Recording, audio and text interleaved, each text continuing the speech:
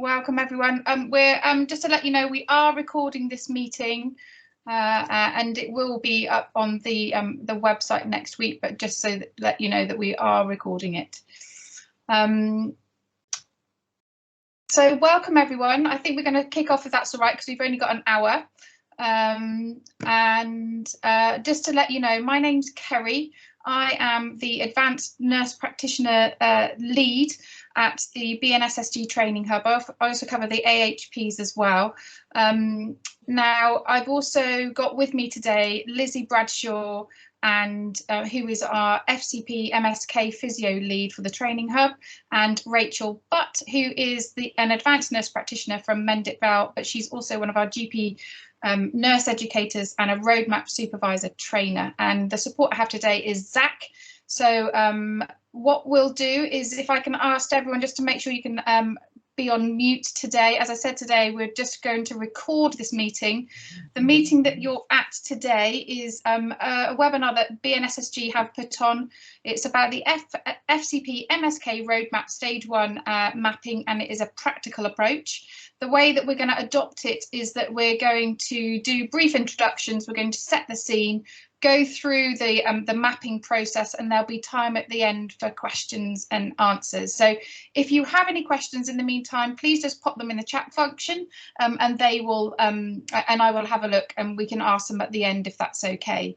The first thing to say is this is a BNSSG Training Hub event, and Health Education England are amazing, but they know that we know that we're doing this, but it's our event, and we're focusing on the FCP stage 1 of the roadmap and how to map that.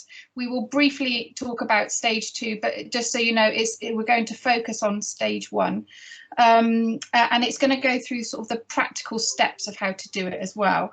And what I'm going to do is just hand you over to Lizzie, if that's all right, and she's going to introduce herself. Yeah, so hi, I'm Lizzie Bradshaw. I'm the profession lead for physio for the BNSSG Training Hub. So, and with a focus on FCP, MSK FCPs. So my role is to kind of facilitate education and development across the BNSSG region and to link with other Southwest regional and national groups. I'll talk a bit more about my background when we come to the mapping, because clinically that's relevant about how we start that. And I have just this month started clinically as an FCP in South Bristol. Okay, so I'm Rachel Butt. I'm going to turn my camera off because apparently my audio is better without it. So that's useful for me. Just to say, so my name is Rachel Butt, and as Kerry said, I'm an advanced nurse practitioner in North Somerset. I'm also an FCP roadmap supervisor and also a trainer for the current roadmap supervisors, as well as part of HEE under the BNSSG Training Hub. So as a supervisor, I meet regularly with my supervisee to establish current progress and plan the next steps. So whilst Lizzie is not my personal supervisee, she has had she's been kind enough to demonstrate to us today how to complete stage 1. I just need to be very clear that this is how Lizzie has completed stage 1, and this is an example for you all. This doesn't necessarily mean that you have to do this way, but we thought, as so many people on my training don't know how to do it and aren't sure where to start, we thought this would be a really good way of demonstrating one way that you can actually do stage 1. And obviously for some of you in current practice, you might be doing stage 1 and stage 2 combined, and that's absolutely fine. But we just wanted to be clear today that this is about stage 1 and how to collate your portfolio of evidence to meet the requirements for stage 1. So at the first meeting, I would meet and go through aims, objectives, timeline, the expectations from myself as a supervisor, expectations from the supervisee, and their role and where we're at. And then we would go through what we need to do to complete stage 1 to get that signed off so we can go on to stage 2.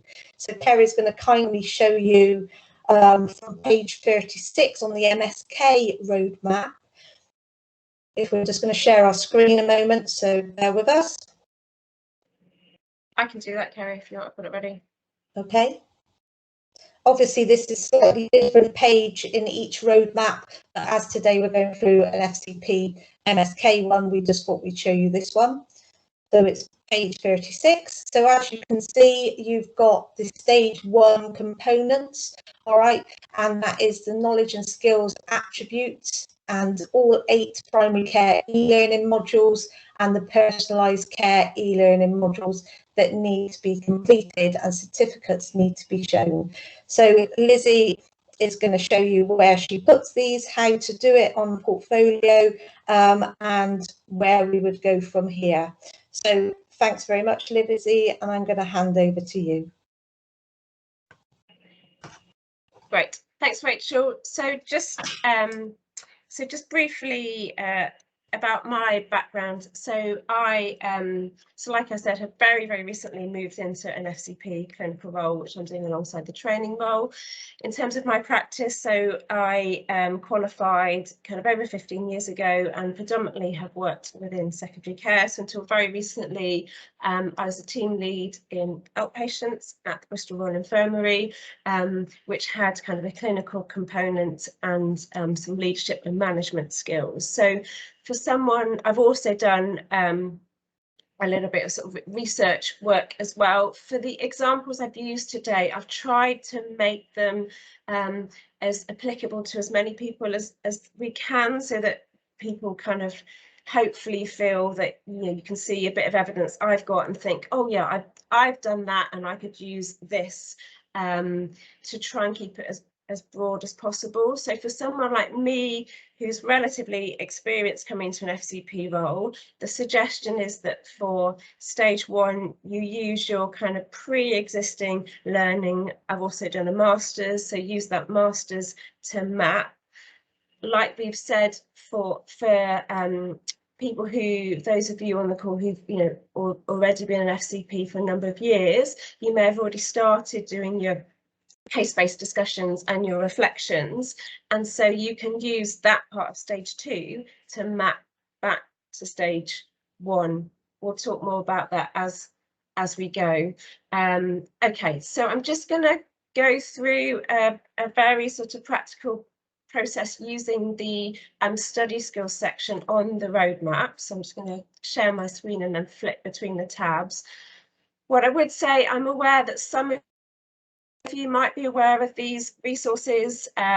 Some of you might have more awareness of kind of Microsoft Excel skills than others. For those of you who do, please bear with us. I'm just trying to break it down so that it's really clear practically how the process could work.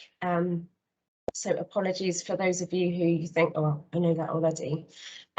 Okay, so we're on the roadmap landing page. I think Zach's going to put the link to the chat. I'm sure a lot of people are aware of this already.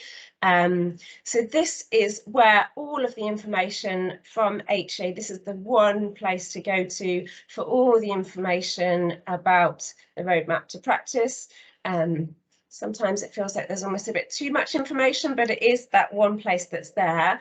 Right at the bottom of the roadmap, in this magenta box, are the support tools, which we're going to be going through tonight, about the so how to map the roadmap.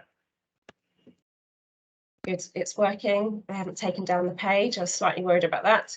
So, and just to clarify, regardless of your experience, the advice currently is that everyone maps themselves against the FCP portfolio, and then those of you who are already going on to go to advanced practice, you would then go on to do the additional advanced clinical practice portfolio. Now, when we go through the toolkit, you will see that some of the FCP domains directly map to ACP bolt-ons, so it's not, you won't have to totally reproduce work, that FCP evidence that corresponds to AP evidence.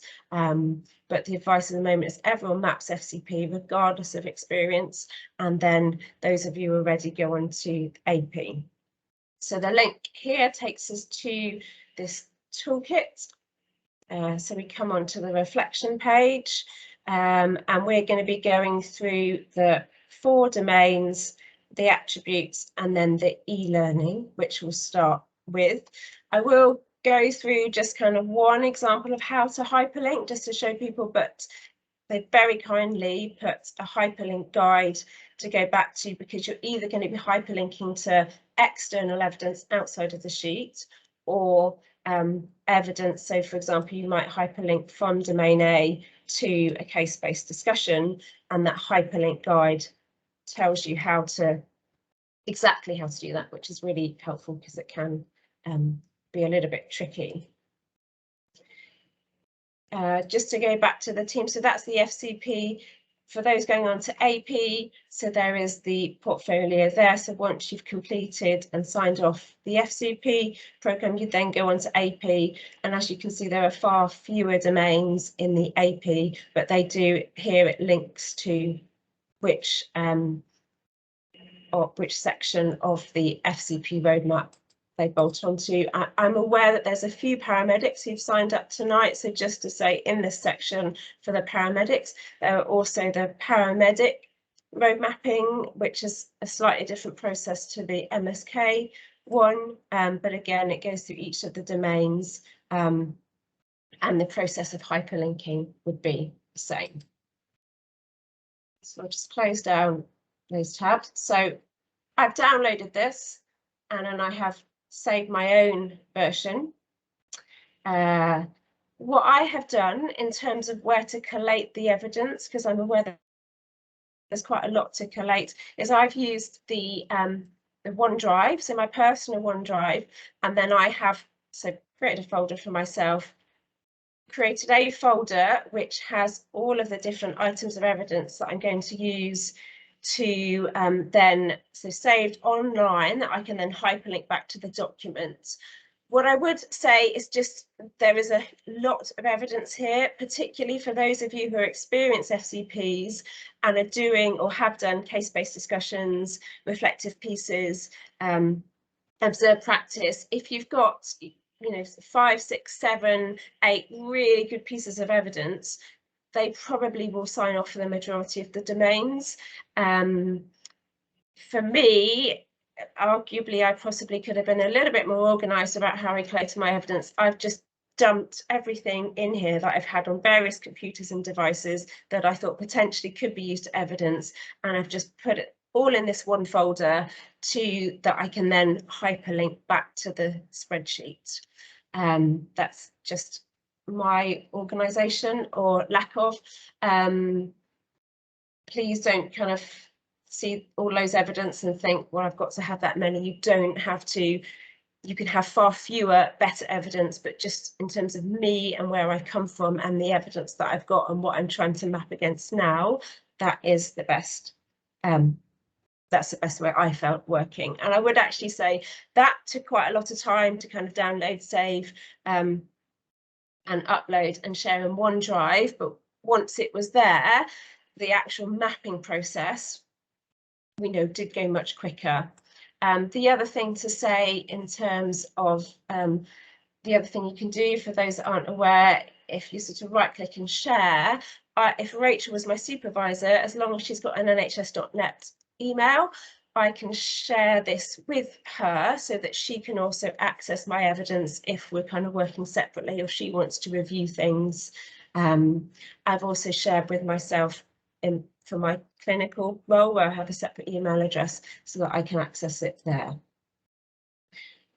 Just in terms of kind of how to hyperlink, so for the e-learning modules, which is the red tab along, so I have gone to my e-learning for health. I've got my modules that I've done. I've got the certificates.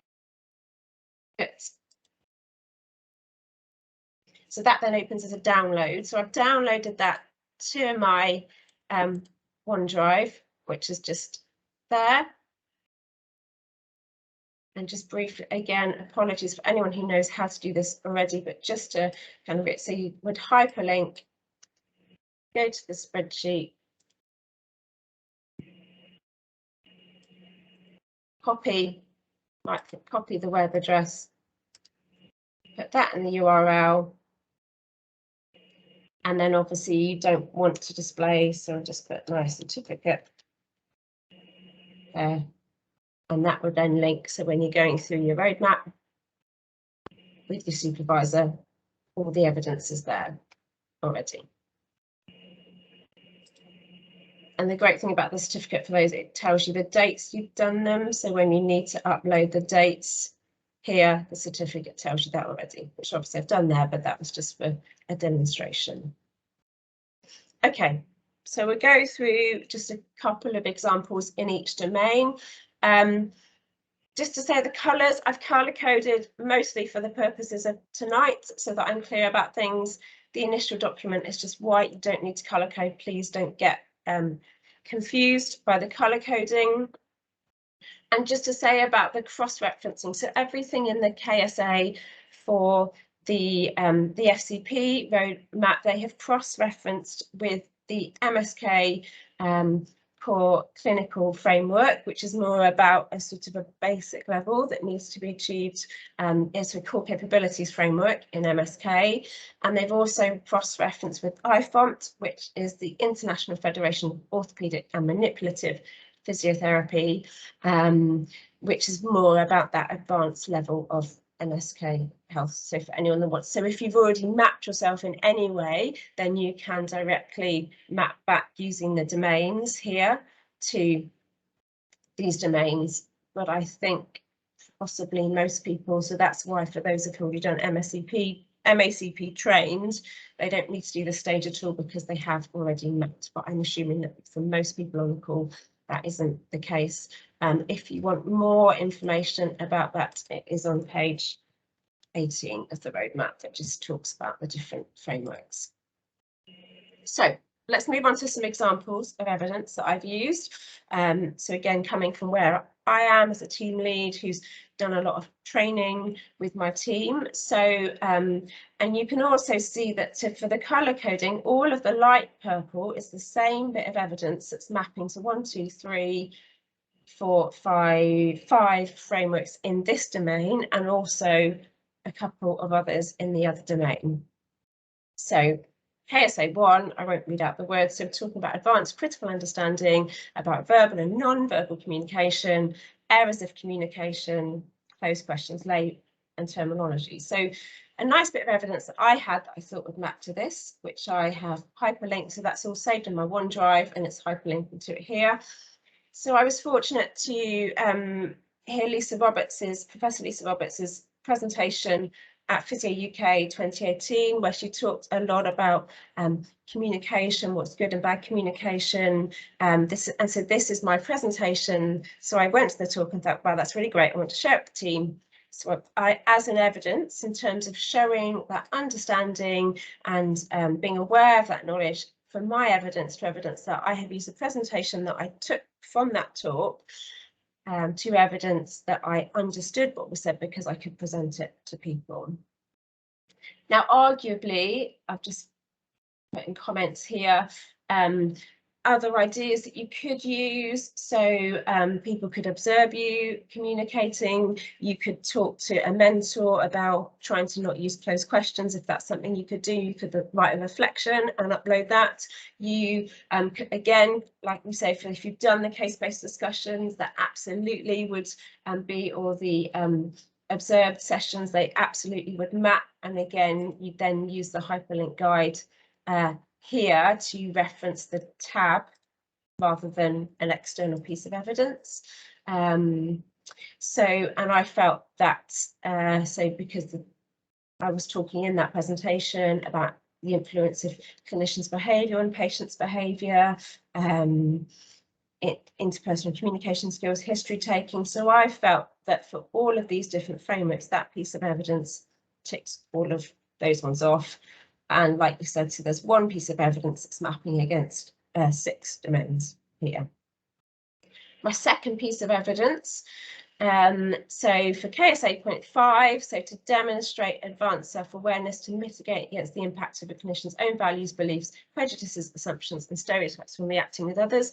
So a nice piece of evidence here, I have put my equality and diversity training that I have to do as part of the trust. Now, this doesn't quite hyperlink properly because it's, oh, yes, it does. There we go. So my substantive contract is with UHBW, which is where I'm doing all my essential training. So I've literally just screenshotted the evidence that I am complete for that and up to date on my equality, diversity and human rights essential training, and that's my evidence to show that. Again, other ideas, you might want to, if you have interpreter patients, get feedback from, ask the interpreters for feedback, ask someone to observe you, reflect on a patient that maybe was from a different culture and how that went. So just as examples there. Right, so I'm just going to do a couple of evidence bits in each domain, and obviously you're working through all of those bits of evidence. So you need at least one bit of evidence within each KS&A number for each domain. You might feel that if one doesn't totally tick it off, you might want to have a second one to back it up. But really, I think most people won't need any more. That, you know, you shouldn't be kind of having 3 for each domain, particularly not if they're good bits of evidence. So you don't need to fill in. I'm not quite sure why there's so many boxes. Oh, great, thanks, Liz. So domain 2. So demonstrate comprehensive. So this is about assessment, investigation, diagnosis. So for comprehensive advanced knowledge of the theoretical basis of the assessment of the MSK system and interpretation. So again, all of the light mauve is the same bit of evidence. And so this is where I have use my, so as one of my, so my masters, I did a pain science and management masters at Keele University that I started in 2011 and completed in 2014. So within all of it is just within 10 years. And here I have linked to the, so the course overview and then the learning outcomes for that module that I did, that hyperlinks there. Now, what you also need to show is evidence that you have passed that module. So I had a record, but actually what I did, because my master's was a few years ago, I recently emailed Keele just to say, these are the modules that I did in these years. Can you confirm that the learning outcomes that are currently are the same? And actually they were kind enough to send me more detailed learning outcomes and also my transcript of my results that shows my specific result for each of my modules. So there we've got a brief learning outcomes. So this is the same piece of evidence, it's the same master's module, but I have evidence that what I've done briefly and also that I've passed that module. And that again, so that was about advanced anatomy, which then ticks off the points about advanced knowledge about clinical sciences, into relationship of anatomical structures, knowledge about pathology, pathogenesis. Yeah, fine. Again, as a separate piece of evidence, I have you again. Apologies, it's a similar kind of example. It's another sort of training session that I did about sort of cervical spine and thoracic spine and mechanics and an assessment of that. So again, I guess you're showing that this is just my PowerPoint presentation, that you're understanding the anatomy, you're understanding the mechanics, and sort of consideration and some assessment and treatment things. Arguably, maybe in terms of other examples, feedback from teaching, I could have got feedback from people doing that session about what they took from it. If you've done any student teaching, you could get feedback from the students or reflect on that teaching and have that reflection. So that's there. Let's just put some examples. So yeah, case study, reflection on a patient. Obviously, again, all of the stuff to the right of e-learning is the stage 2 evidence, but any one of those pieces, if you're doing stage 2 at the same time as stage 1 and you've got your stage 2 evidence, can map back to tick off the stage 1 domains. The thought is moving forward that people on the talk boot come with most of stage 1 mapped from doing that, and then stage 2 is more of a separate process, but for portfolio people you can absolutely map back.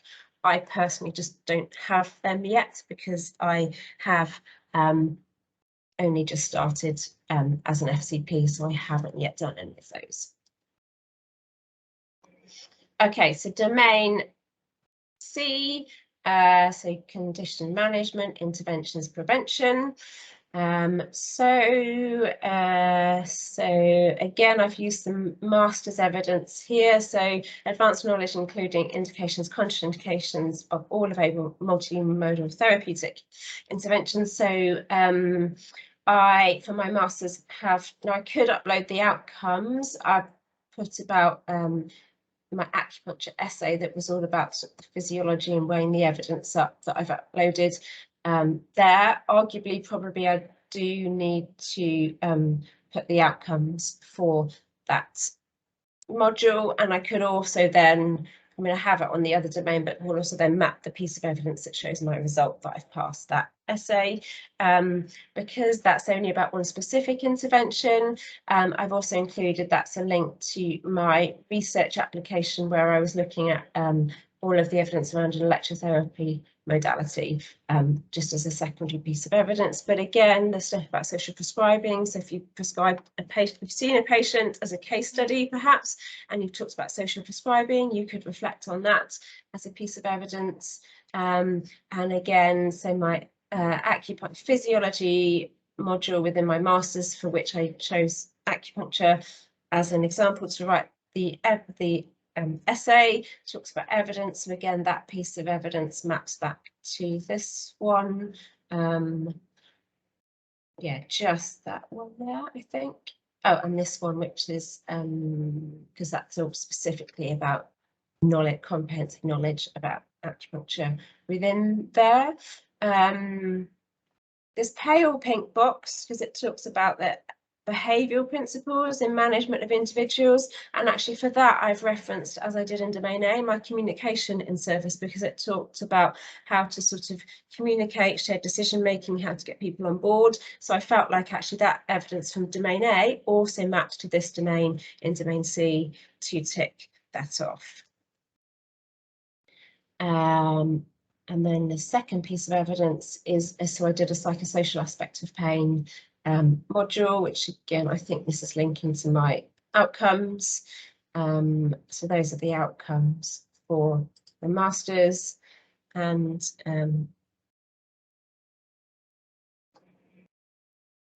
yeah, sorry, and I'll come back, I'll hyperlink as an example. Yeah, so for communication skills, yeah, so sorry, so to hyperlink, so I've dumped all the evidence in, just to re-go over that. I wasn't quite sure how many examples to show of hyperlinking, because I don't want to bore people with the ins and outs of Excel. But so there's my acupuncture essay that I've saved within my OneDrive. So I come back, so if I'm hyperlinking here, right click, hyperlink, go back to my OneDrive, choose the piece of evidence, select the address, right click, copy the address. You can delete the URL bit, paste it in. It will automatically default to that, but we don't want to display all of that text. So this display text is what comes up in the box. And what tends to do on the roadmap is you put the date that you have got the evidence.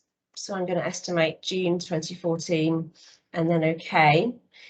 If you are hyperlinking to, so if you had, for this example, CBD that you thought, oh, that evidence is this domain, then you tick that box, and then you do a complicated thing where you select the tab and then go back to it, but that takes you through that. And I would probably say do it as you're doing it, because A, I'm not very good at that, and it'll take practice, and I don't want to Waste time doing that, but it takes practice, but once you get used to it, it gets better.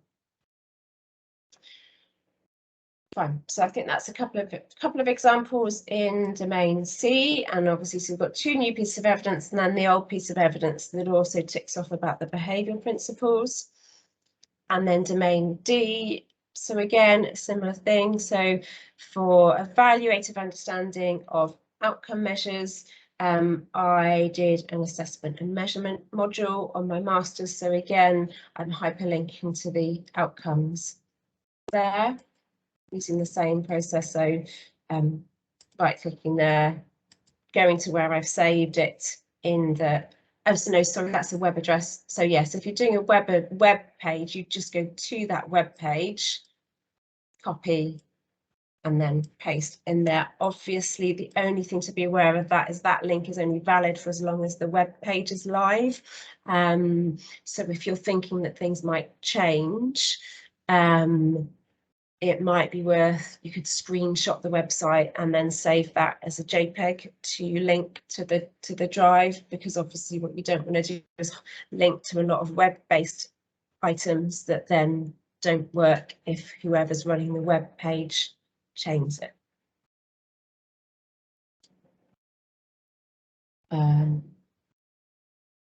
Yeah, so things that so for these 2 that I need to fill in, so I've just also completed my roadmap supervision course. So I think that where we talked about reflective practice supervision, so I need to find some evidence from the supervision course. So probably my certificate when I get it, that I'd save in my OneDrive and then upload it.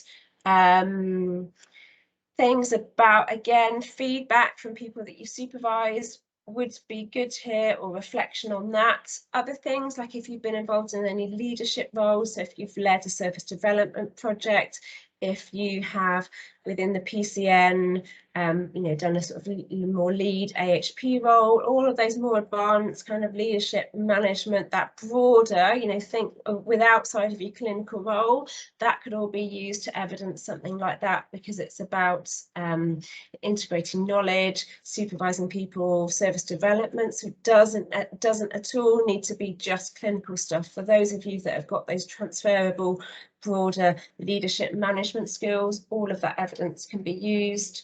I've also, something that I could use here, because in my training hub role, it's more about a leadership role. So I haven't got around to it, but could link in, I could save my job description that I used throughout the interview process, or ask my manager if I don't have that for my job description.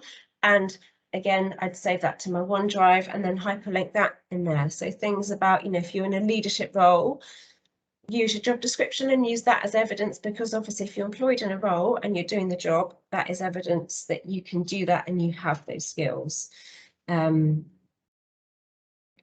Outcome measures, again, I'm sort of my assessment and measurement, but any kind of audit, anything that you're using with a validated outcome measure, that again would be great evidence for that. And then so attributes, which is a separate section to the domain, which is more about behaviours. So demonstrate a critical and evaluative approach to all aspects of advanced practice. So again, because my acupuncture essay was about evaluating the use of acupuncture for back pain, so that's M level, so that shows that there, which is again the same piece of evidence. And again, communication skills, critical awareness, links back to that first piece of evidence, the same piece that I did for domain 1. And then once I've filled those in, it would just be about sitting down with the supervisor to talk through that. And I think that's probably all of it, just within my time, I think. And stop sharing now. Great. Great, thank you so much, Leslie. That's fantastic. Rachel's just going to talk about the final she would do. Just what you would do now, and then I know there's some questions in the chat function, but we'll go through them and see if we can answer them for you. Okay, so if we went back to that page 36 on the MSK roadmap, and basically all it is a case of signing off you know, your supervisor will go through your evidence and ensure that they feel you've met all that you needed to meet and that you've completed all the e-learning modules that are required, and then sign off that component, and then you would discuss what you needed to do for stage 2.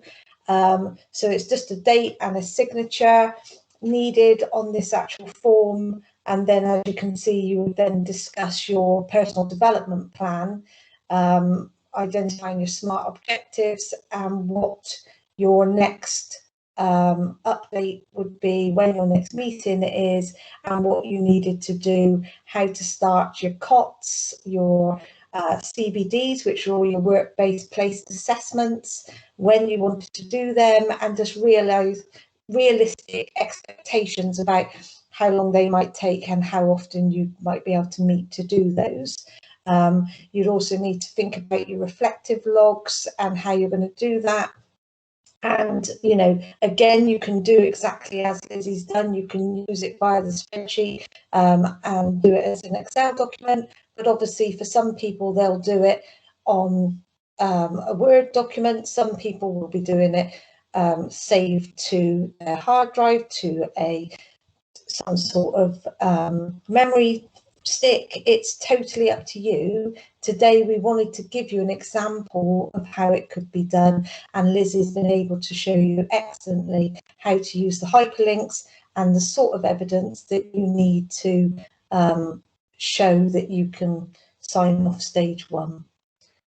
Okay, Kerry, if we'd like to go through some of the questions, that'd be fab. So a couple of the questions, I'll start off. I think the main one was, how far back can you go to with supporting evidence, which is what the main thing.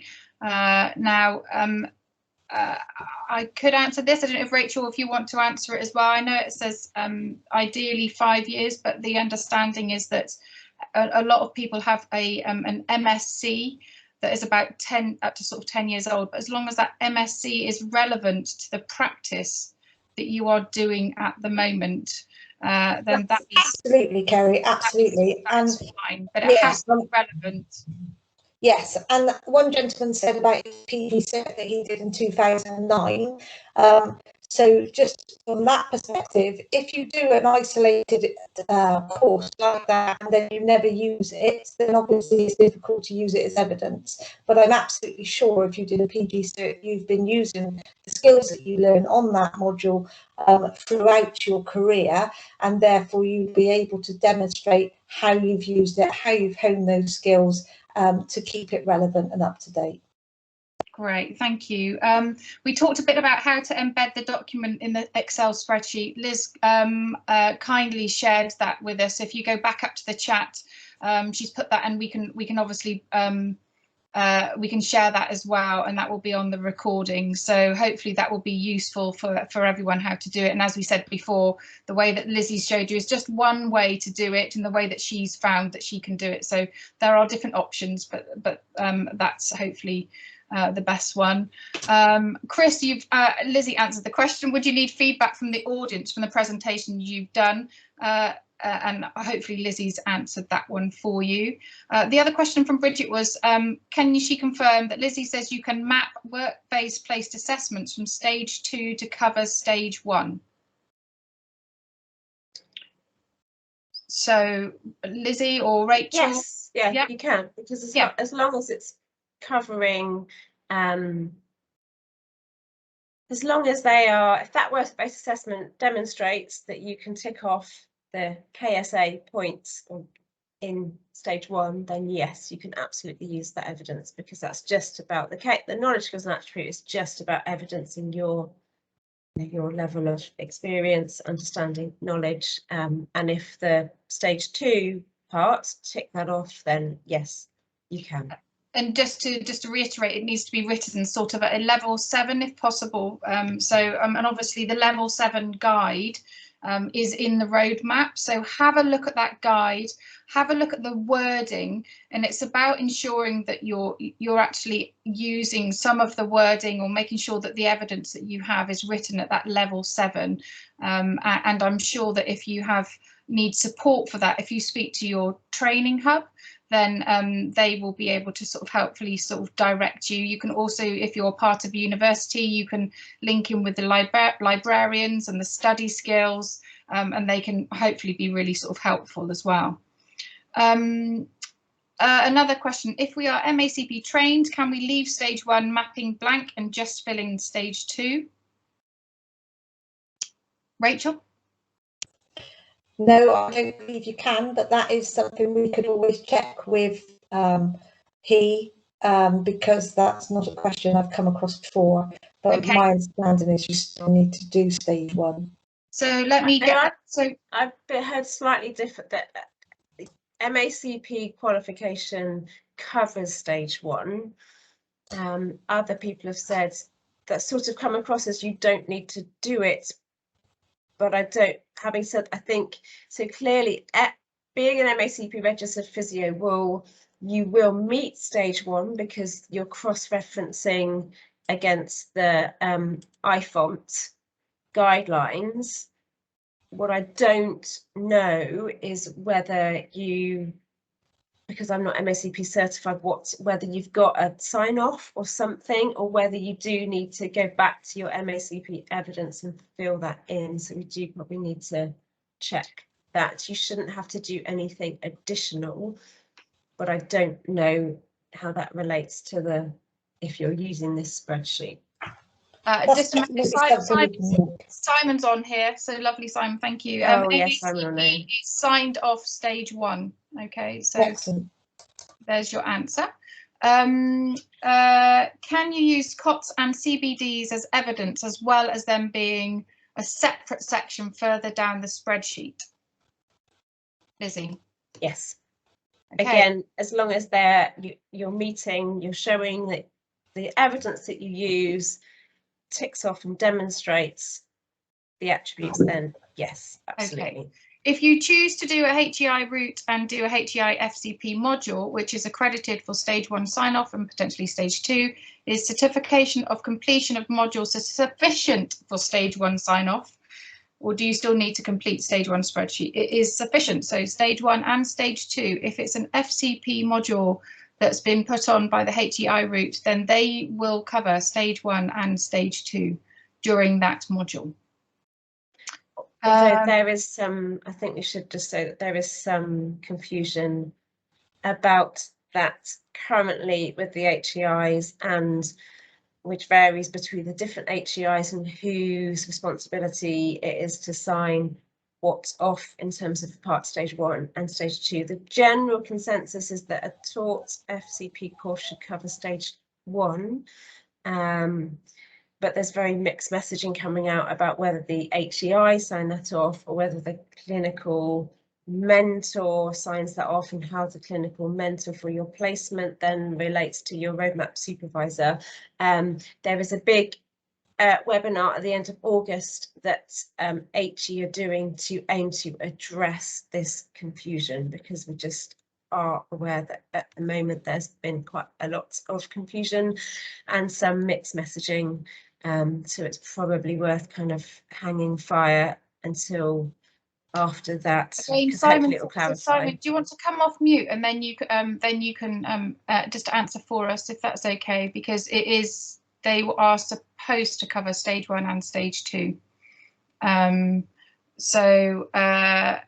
Stage 2 is signed off by HEI as opposed to the supervisor on the portfolio route. So that is what the intention is from Health Education England. I appreciate that there is confusion at the moment, which is why there is a webinar in August, which will leave it to HEE to then confirm everything in August. So I think that's probably best left for them. But the intention from Health Education England is that it is the FCP taught route will sign off stage 1 and stage 2. I think, as Lizzie said, there is a slight confusion out there at the moment between the HEIs and stuff, and we appreciate that. But I think if we can wait until August and then they can address it all, then that would be a lot easier. Can I just clarify, do you just need one piece of evidence for each attribute?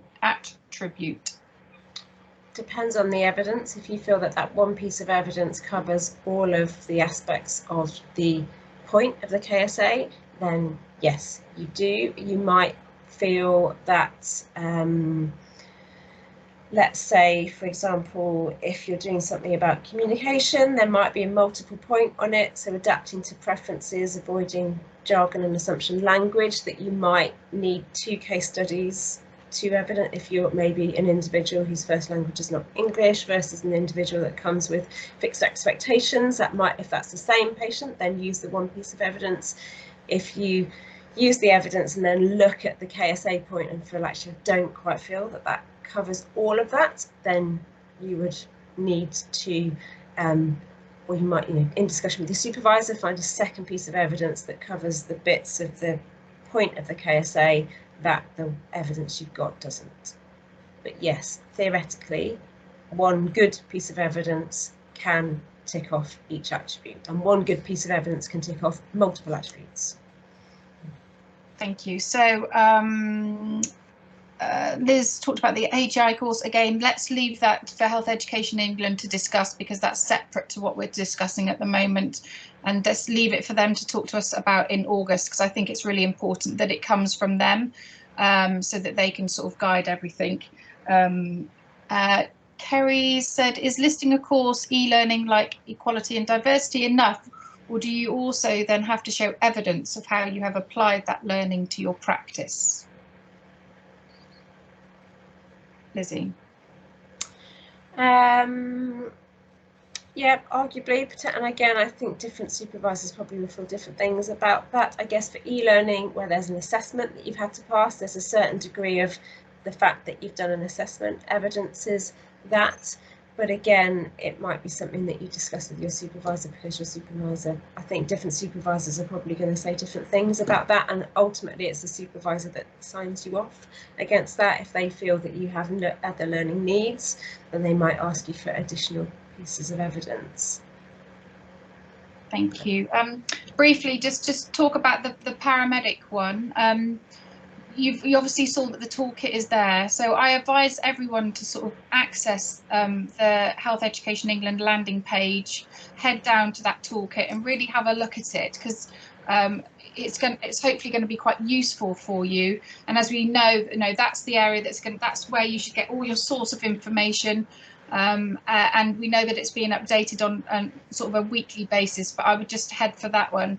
The paramedic one is similar in that the structure is sort of the same, in that you've got the domains on the left hand side, and you've got the knowledge, skills and attributes that are required. There is a section for you to upload your MSc if you do have it, and then again you've got that evidence. So the process is the same by the hyperlinking, so I think that's really important that that's the same. What you need to be looking at is really look at the wording. So when it says things like demonstrate, just pick out all of those things. So it can feel a bit overwhelming with everything that it's saying, but I think if you really looked at what you have, that you could definitely build that evidence against it. And as Lizzie said, she's used 1 piece of really good evidence for a couple of those domains. So I think I think that's the key. That's the paramedic. Thanks. So you've got the capabilities, and again it's domain A, B, C and D. You've got an area for the stage 1 where you've got your MSc, which you can upload, and your other training. So as we were given examples about the other training, are there any other training that you've done that you can use, that you can hyperlink up to this sort of area? And then again, you've got the areas where you can put your case-based discussions, your tutorials, your clinical supervisor's report. So it's all there for you to do. It's a case of just collating your evidence and hyperlinking the evidence that you think is appropriate for that sort of domain. So I think that's the key. Right, so Zach has put the link to the landing page on the chat function. We've finished early, which is awesome for everyone because it's really, really hot. I don't know about you, I'm sweltering, but if you've got any further questions, what we can do, if you head to the our website, that's absolutely fine. Oh, sorry, BJ. It's not relevant today. Are we online portal at some point as advised in the supervisor course? My supervisor mentor, a GP, is busy day finding hard to fill in the COP manually. our supervision time of 30 minutes a month. Are there any GP trainee top-up half-day supervision courses coming up? So yes, so couple of questions there. The online portal, we haven't been told whether that's the ACP portal that I'm assuming you're on about, or is that for I'm confused. So the ACP portal is not open as yet. The supervisor, stage 1 and stage 2 is actually just signed off in practice by your supervisor, so you don't have to upload to that. Supervision, we know, is a bone of contention at the moment for everyone, so we're not all alone. I think what I would advise is for everyone to speak to their training hub leads, or because they can obviously just discuss things with them in that sense. And there's a GP educational supervisor optional module, optional top-up date. It's in August, and again, if you go onto the Health Education England landing page, the date will be in there. And I just have to stress, it's an optional one for GP educational supervisors or trainers, if you want to call them. Anyone who's not one of them, a GP educational or a trainer, needs to do the 2-day course. Again, we have some more courses coming up, so we'll pop them in the chat as well. Chris has put, just to clarify, does all evidence have to be postgrad masters courses and modules? I know some FCPs who have studied pre-reg MSc physio courses demonstrating M-level working within past 10 years. Lizzie? Not Rachel? sure. I don't know if Simon can clarify. I don't know the... I'm assuming that because it's within the past 10 years 7. and it's M level, then that's evidence that's required. Then that's evidence. You can demonstrate it's level 7, then Okay. that's okay. Brilliant. Also, just to say on the landing page as well, there is lots of FAQs, so frequently asked questions. There is a list of them on the landing page as well, which when I've delivered the training, I know that the GPs have found very useful, because obviously everybody's concerns are all the same, really, time being one of them. And so do look at those FAQs as well. And Laura, thanks very much. Yes, the top-up training for GP trainers is the 12th of August. Thanks for putting that on there. Great. So the only other thing just to note about the pre-reg masters is that moving forwards, they're going to be much more strict about the minimum post-qualification experience. So people are saying that you need to, it's a blanket 5 years, regardless of in what field that experience was. So obviously, pre-reg MSc candidates will, I mean, I guess if you were saying within 10 years, then if they become an FCP at 5 years post-qualification, then they still have 5 years to upload that. But that's just great. to be aware of for moving forward. Is there going to be an evening like this specifically for paramedics? Yes, I think is the answer. We've got a paramedic lead at the training hub called Lily. She's just started her job, so she's also going to be doing it. So we're going to map her against it and do similar for the paramedics. So hopefully it's useful. We will be sending out a summary, and I'll try and upload all of this. So it's going to go on our website, and if you could please fill out the feedback form, that would be fantastic, because that will just help us obviously guide for the next evening as well. We'd really appreciate it. And just want to say thanks to Lizzie. I think she's done an absolutely sensational job. It's, you know, she's done really well. If you're talking about time-wise, which everyone is just asking, you know, how long has it actually taken her? I suppose that's my question to Lizzie. How long has it taken you, roughly? Yeah, so I would say that some of it was about organising the evidence that I did have and where it was saved and uploading it. But I would say I think I've probably spent a good 8 hours on it, and I think I'm about halfway through. Now it might be that I have, you know, some of the evidence that I've already mapped ticks off other domains that I just haven't got to, but I think it's a good 16 hours work. I think. I don't know how my speed of doing that compares to other, but like I said, once I got into it, once I got all the evidence together, saved it all in one place, it was easily accessible, and you get into the, right, that domain, I remember that can map against, then it does go much quicker. But even with a lot of evidence, it's still quite a lengthy process. And then I think after that, it's a case of, obviously, you're then building with your professional development plan. That will help structure your sort of stage 2, and then you can discuss with your supervisor about how you're going to approach that in your actual working practice. I think that's the key, isn't it? Just to ensure that you're identifying your learning needs. You're then creating your plan with your roadmap supervisor to get you through to sort of stage 2, and that will hopefully then give you a little bit of an idea of how long then that stage will actually take you. So I think that's really important, and we appreciate that everyone is very different and it will take longer for some than others. But please do, as I say, please do access your training hubs. They should be really sort of supportive. We'll hopefully plan to get the recording on the website by next week, so you can have a look at it as well. Was there a deadline in the end? No, is the answer. That was removed so everyone can have a little breath. The joy is that the request is that you try and get it done within the first 6 months of employment. But, you know, if that's later, then that needs to be discussed with your employer and with the commissioner. And that's why we say just definitely speak to your employer, engage with your supervisors, engage with your training hubs, let them sort of talk you through and help support you. So please just access them, and then hopefully we can all just try and relax a little bit. I know it's really hard, but let's just try and relax.